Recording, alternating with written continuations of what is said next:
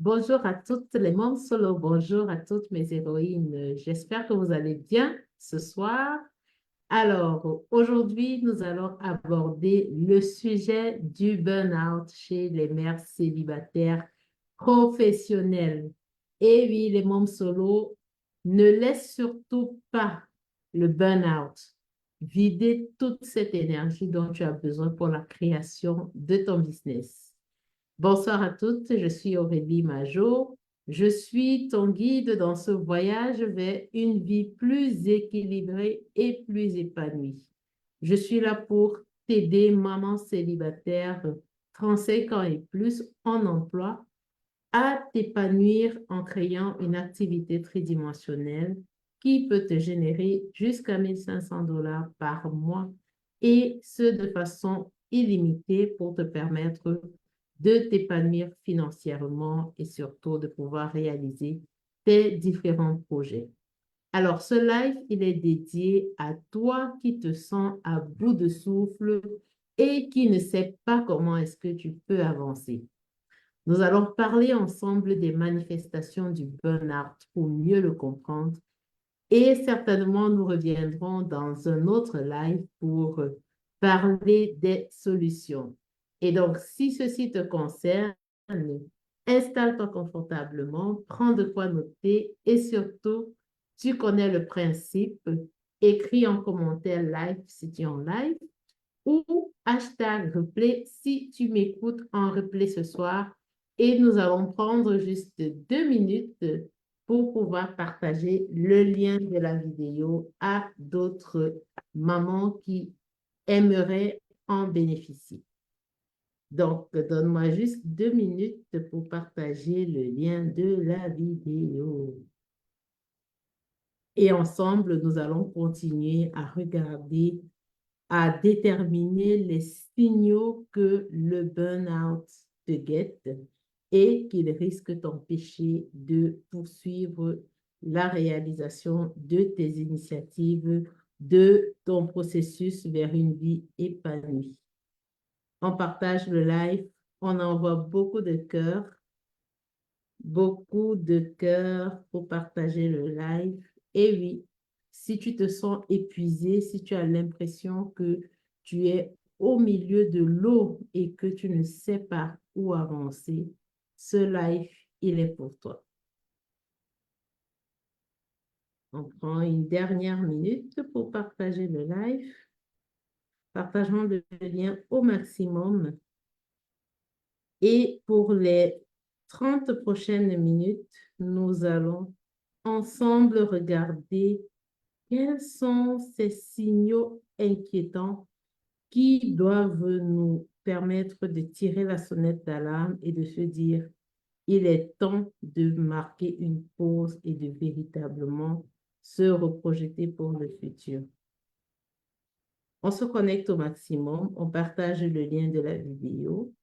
Envoyez-moi beaucoup de cœur pour me permettre de partager comme d'habitude avec beaucoup d'énergie et beaucoup d'amour ce soir. C'est un plaisir de vous reconnecter.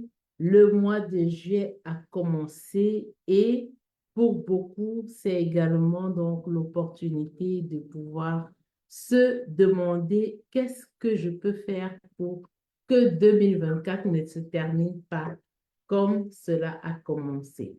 Donc, on a partagé le lien et on va continuer. Et donc, je vais partager ce soir, comme j'ai dit, les différentes manifestations du burn-out. La toute première manifestation que je vais partager, c'est la fatigue chronique. Alors, imagine-toi, tu te réveilles chaque matin beaucoup plus épuisé que quand tu t'es couché la veille. Tu as pourtant eu certainement une nuit de sommeil, mais cet état de fatigue n'est pas simplement de la fatigue physique. Il y a également là-dedans de la fatigue mentale, de la fatigue émotionnelle, parce que chaque jour, tu accumules, tu dépenses beaucoup d'énergie, tu te donnes à fond dans et les tâches ménagères et les tâches de travail. C'est des tâches qui deviennent à un moment donné tellement accablantes. Même les plus petites tâches te semblent lourdes et t'empêche de profiter des moments les plus simples avec tes enfants parce qu'il n'y a plus d'énergie. Et donc, le premier signe d'un burn-out, le premier signe qui doit t'inquiéter, c'est cet état de fatigue complète, physique, mentale et émotionnelle. Le deuxième signe qui doit pouvoir t'alarmer, c'est une irritabilité et beaucoup d'émotions à fleur de peau. Alors, c'est inévitable. Tu te retrouves certainement à t'énerver pour peu. L'enfant te dit bonjour, maman, je veux un chocolat, tu t'énerves. C'est ta voisine qui ne t'a peut-être pas salué et tu vas faire une petite moue. C'est des collègues qui ne t'ont pas envoyé des documents à temps, c'est des collègues qui veulent faire des blagues avec toi alors que tu as envie, tu estimes que tu dois te sentir dans ton coin, tu as besoin d'être toute seule alors que les autres veulent rigoler avec toi et tu te mets à leur répondre de manière grincheuse tout simplement parce que tu as l'impression d'être au bout d'un rouleau d'étranglement. De moins en moins, tu es impatiente. Tu perds tellement patience que même tes collègues, même les personnes autour de toi, y compris tes enfants, se sentent frustrés. Les petites frustrations de la vie au quotidien deviennent de véritables montagnes insurmontables. Et donc, tu te retrouves à pleurer parfois ou à t'énerver pour des choses qui, en général, ne t'affectent pas. Un petit verre cassé, tu t'énerves, on dirait que on vient de casser un téléviseur. Donc, il faut faire très attention lorsque tu commences à devenir irritable, lorsque tu t'énerves pour un rien, lorsque tu as l'impression que tout va de travers, même pour les plus petites choses. Et donc, c'est important de te demander si tu n'es pas en train d'aller vers un burn-out. Rappelle-toi, le burn-out va te vider complètement et toute cette énergie que tu aurais pu consacrer encore à créer ton activité, tu as l'impression que tu n'en as pas du tout. La troisième chose qui va t'empêcher de véritablement aller de l'avant en ce qui concerne les signaux du burn-out, c'est un sentiment d'incompétence. Ça, je l'ai vécu pendant un bon bout de temps avec un travail qui te demande beaucoup d'énergie physique, beaucoup d'énergie mentale, beaucoup d'émotions parce que tu dois gérer des clients qui n'ont pas la même personnalité que la tienne, qui viennent de différents backgrounds. Ajouter à ça des collègues. À un moment donné, tu as l'impression que tu fais de la routine, que tu es en train de résoudre les mêmes problèmes et tu te retrouves à douter même de tes capacités à gérer ton travail. Tes responsabilités à la maison ou dans ta vie personnelle deviennent comme un calvaire, comme un fardeau. Tu dois faire la cuisine, mais tu as l'impression qu'au lieu de faire la cuisine pour deux, trois personnes, tu es en train de faire la cuisine pour 10 personnes et tu te demandes, est-ce que je vais y arriver? Est-ce que je peux le faire? Est-ce que j'ai même besoin de le faire? Est-ce que c'est vraiment nécessaire? Mais oui, c'est pourtant nécessaire. Tu développes avec ça un certain manque de confiance en toi-même qui te paralyse et qui va t'entraîner dans un véritable cercle vicieux et t'amener à véritablement douter de toi-même. Et lorsque tu vas commencer à douter de toi-même, et donc ce cycle va simplement continuer à t'enfoncer dans cette vidange véritable de ton énergie. Ne pas se sentir capable de faire quelque chose, se mettre à penser qu'on est incapable de réaliser quelque chose, va déclencher en nous simplement les hormones qui vont nous permettre de nous convaincre que nous sommes véritablement incapables et donc va nous empêcher de passer à l'action. Et si tu ne passes pas à l'action, tu n'as pas de résultat. Pas de résultat veut dire également pas de revenus. Et donc, si ceci te concerne, mets-moi en commentaire quels sont les signes que toi tu rencontres au quotidien lorsque tu as l'impression que tu es en train de tendre vers un burn-out complet en tant que maman célibataire professionnelle. Et oui, on continue à partager, à d'envoyer beaucoup de cœurs. Et je vais continuer à partager avec une quatrième manifestation du burn-out. C'est un véritable désengagement émotionnel. Alors, parlons-en un peu. Est-ce qu'il t'est déjà arrivé de vivre comme si tu es en pilote automatique, sans réellement sentir de joie, pas de tristesse ou de colère? Tu es juste là comme ça. Tu te mets à faire des choses comme un automate. Tu es détaché des personnes qui sont pourtant proches de toi. Tu es détaché des activités que tu avais l'habitude d'aimer, que tu avais l'habitude de faire avec beaucoup de joie, avec beaucoup d'énergie. Et donc, ce manque de connexion émotionnelle peut créer un véritable fossé entre toi et les personnes que tu aimais avant. Si tu perds le goût, si tu perds l'envie de préparer même le petit déjeuner pour les enfants, tu vas devenir grincheuse et progressivement, les enfants vont commencer à se demander, mais qu'est-ce que j'ai fait à maman? Qu'est-ce qu'on a fait à maman? Et voilà comment un peu ils vont s'éloigner de toi parce que ils vont vouloir faire la conversation avec toi. Toi, tu vas vouloir refuser. Toutes ces activités ménagères que tu faisais avec tant d'enthousiasme, ce désengagement émotionnel, cette déconnexion émotionnelle fait que la plus petite tâche ménagère devient comme une grande tâche. Tu as l'impression de tout faire à la fois. Et donc, il est important de faire attention à tes émotions en tant que membre solo professionnel parce que ça ne va pas seulement affecter tes relations avec les enfants, ça va également affecter tes relations avec tes collègues, avec ton patron et bien sûr, si tu as des challenges au travail, si ton environnement de travail devient pesant, devient lourd, devient énervant, crois-moi, ta productivité va même également baisser. Et donc, tu vas courir le risque de te retrouver à perdre ton emploi tout simplement parce que tu n'as pas prêté attention à ce signal important qui est lié à tes émotions. La cinquième manifestation que je vais partager, c'est la difficulté à te concentrer. Alors, ça par contre, c'est très fréquent. Il suffit en général de penser fortement à un challenge, à une difficulté que l'on rencontre pour perdre complètement la concentration. Imagine-toi, et ça aussi, ça m'est beaucoup arrivé, tu te lèves le matin, tu vas bien au travail, mais dès que tu arrives au travail, tu es devant ton ordinateur et au lieu d'être focalisé à réfléchir sur les tâches qui sont devant toi, sur un document devant toi, tu te mets à ressasser tes problèmes. Tu te mets à te poser des questions sur les factures qui arrivent, les factures que tu n'as pas pu gérer, cet événement malheureux ou heureux auquel tu es censé faire une contribution, mais tu ne sais pas par où commencer avec tes finances.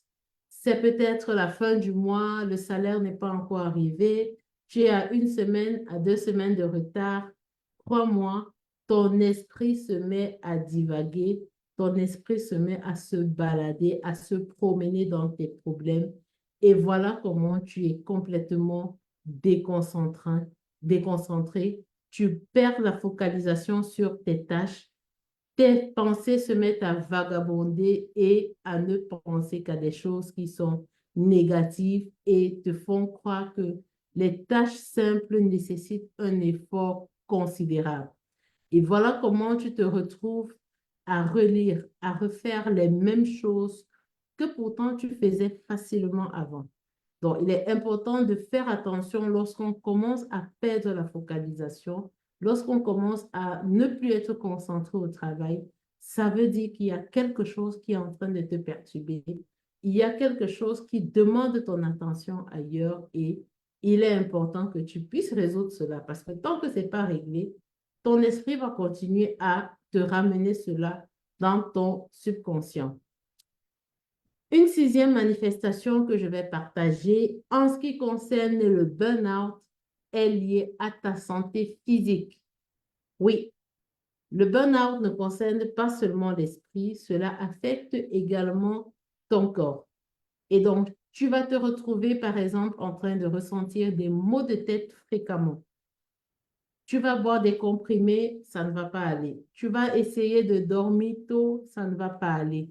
Tu te retrouves avec des douleurs musculaires. Tu as des courbatures, tu as mal au dos, tu as les articulations qui font mal. Parfois même, ça se manifeste par des problèmes digestifs ou des problèmes de sommeil. Et rappelle-toi, la mauvaise qualité de sommeil est un véritable danger pour ton bien-être physique et même émotionnel. Parce que c'est une activité qui représente au moins un tiers de notre temps. Oui, nous dormons pratiquement un tiers du temps. Et donc, la mauvaise qualité de sommeil veut dire mauvaise énergie, mauvaise productivité, mauvaise rentabilité. Et donc, tous ces symptômes physiques vont se mettre ensemble et vont véritablement se refléter également par un épuisement émotionnel et mental que tu traverses au quotidien. Donc, fais attention dès que tu commences à ressentir une véritable fatigue physique, des douleurs que tu ne peux expliquer, des petits bobos qui vont commencer à survenir que tu ne vas pas pouvoir expliquer. C'est tout simplement ton organisme qui se sera mis à produire des toxines qui vont s'entasser dans ton corps et voilà comment vont survenir plusieurs maladies que tu vas te retrouver en train de soigner, mais sans comprendre la cause véritable.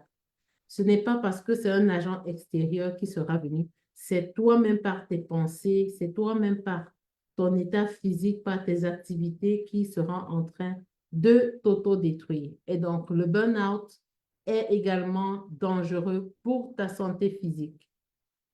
La dernière manifestation que je vais partager avec toi ce soir, maman solo, c'est en fait un isolement de la société. Lorsque le burn-out survient, en général, on a tendance à se retirer des gens. On a tendance à éviter les interactions avec les gens autour de nous parce qu'on se sent très fatigué, on se sent irrité, on a l'impression que tout le monde nous veut du mal, on a l'impression que les gens autour de nous sont simplement en train de vouloir nous accabler, de nous demander beaucoup plus d'efforts.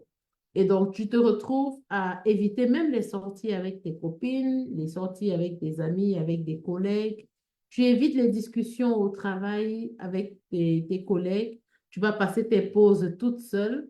Tu vas vouloir rentrer du travail toute seule alors que peut-être tu partais du bureau avec des collègues. Tu arrives à la maison, tu as simplement envie de t'enfermer dans ta chambre. Tu ne veux même pas de connexion avec les enfants.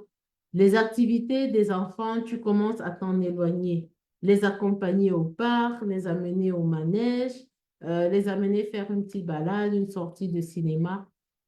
Des petites activités que tu faisais habituellement, tu commences à te refermer sur toi-même.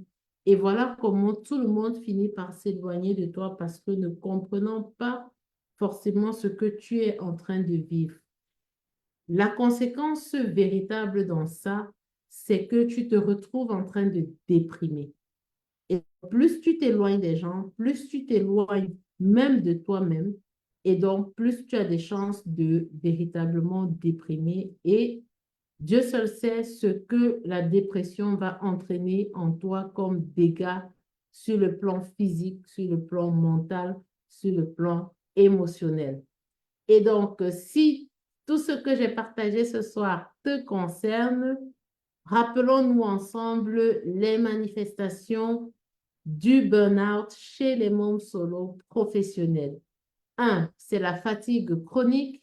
Deux, c'est le sentiment d'irritabilité et les émotions qui sont à fleur de peau. Trois, c'est ce sentiment d'incompétence véritable que tu développes. Quatre, le désengagement émotionnel, la déconnexion émotionnelle avec tout le monde, avec toutes les activités habituelles. Le cinquième signe, c'est les difficultés à se concentrer. Sixièmement, c'est les problèmes de santé physique que tu commences à développer à cause du burn-out. Et la septième manifestation du burn-out, c'est cet isolement de la société que tu commences à avoir qui va t'entraîner une véritable dépression. Et donc, voilà ce que j'ai voulu partager avec toi ce soir, ma mom solo, 35 ans, qui a un emploi et qui, malgré tous ses efforts depuis 3, 4, 5 ans, 10 ans, tu n'arrives pas, malgré ton salaire, à t'épanouir, à vivre la vie que tu pensais que ton emploi va t'apporter. Et donc, après toutes ces longues années de travail, tu te retrouves en train de faire un burn-out qui est pour toi un véritable obstacle pour la création de cette deuxième activité qui pourtant tu veux le faire pour pouvoir t'épanouir et pouvoir vivre un style de vie différent. Et donc, merci à toi d'avoir pris le temps de m'écouter ce soir. Si tu te reconnais, si tu reconnais l'une de ces manifestations en toi, sache que tu n'es pas seul et qu'il existe des moyens de retrouver toute ton énergie, toute ta joie de vivre. Et donc, je t'invite simplement à prendre rendez-vous pour un appel clarté avec moi. Ensemble, nous allons explorer comment est-ce que tu peux commencer à faire les changements nécessaires pour mieux te sentir et créer une vie beaucoup plus équilibrée, beaucoup plus épanouissante pour toi et également pour tes enfants. Et donc, partage la vidéo, like, envoie beaucoup de cœurs, partage-la à d'autres mamans célibataires autour de toi à travers le monde qui peut-être va être sauvé en reconnaissant ces différentes manifestations du burn-out. J'espère que tu as aimé, j'espère que j'ai pu apporter un plus dans ta vie ce soir et je te donne rendez-vous demain pour une autre vidéo qui te permettra de comprendre quelles sont les causes du manque de temps. Oui, beaucoup parlent de manque de temps. Je n'arrive pas à joindre les deux bouts. Je n'ai pas assez de temps pour me lancer en business. On va comprendre quelles sont les causes véritables du manque de temps pour les mamans célibataires. Et donc, je te donne rendez-vous demain. Ciao, ciao, bonne soirée. À demain. Love you.